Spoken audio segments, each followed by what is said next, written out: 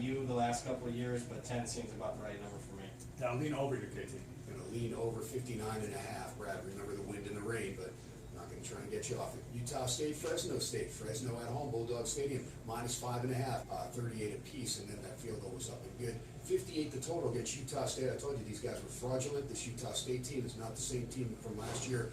9 of 11 starters off that defense from last year, so just 2 returning starters there. And a Jordan Love guy that can win the ball around, but he throws a lot of interceptions. Had 3 last week. BYU pummeled him, put up 639 yards. They had 5 turnovers. Fresno State, George Raynard does what he needs to do. Ronnie Rivers out of the backfield, outstanding. And Cropper, keep an eye on this guy. He threw for a touchdown, he rushed for 1, and he had 2 receptions for 65 yards. Fresno State, minus at home, 5.5, 58 the total. I think that line's short. I like Fresno.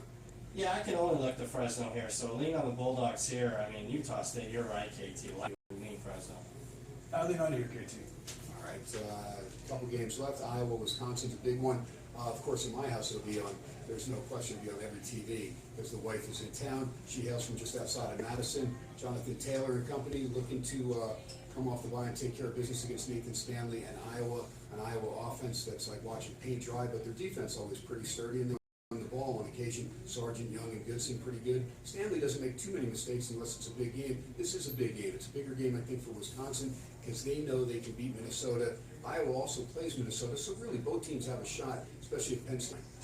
Yeah, I'm leaning Iowa here. I mean, I just don't see how Wisconsin gets separation against an Iowa defense that gives up 10 points per game. And then, just historically speaking, if you're playing on a 7 or more point underdog and it's a low total, 43 or less, those underdogs are 57% in that trend. You know, I know Iowa's good as anybody, and I'm going to tell you, Nate Stanley on the road against a good defensive coordinator, he's not going to know how to handle the delayed blitz, the Chris Orr blitzes.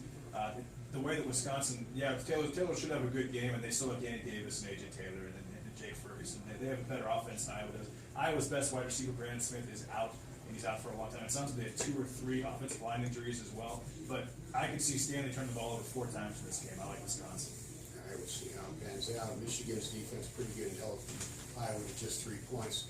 And that same minus 7.5, 51.5 all over the Cougs. Look, Cal, I respect their defense, and Tim DeRuyter's doing a nice job. But monster made play. The kid Brosh that went last week, what an abysmal team effort that was. How about they had 83 total yards, 6 first downs in the 35-0 beatdown up there at Rice Eccles against Utah. For Wazoo, they've lost 3 games, 67-63, 38-34, and 37-35, all in the last minute of play inside the Pac-12. I think Wazoo just has too much offense. Even if Gordon's blindfolded, he probably beats his Cal team. I like it, KT. Lean Washington State for me.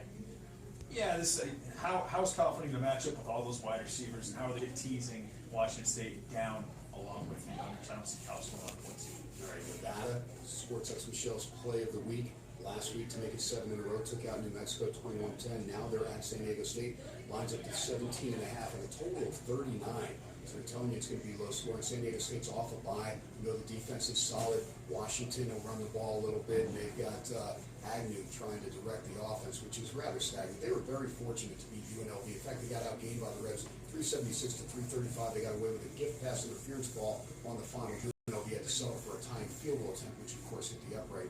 And San Diego State escaped with a 3-point victory. Aztecs at home on a 17.5, 39, Brad from San Diego. Yeah, give me the hook here. I'll take Nevada. I can't lay points for San Diego State. It's a middling offense. I mean, they're 3-11 against the spread the last 14 times they've been a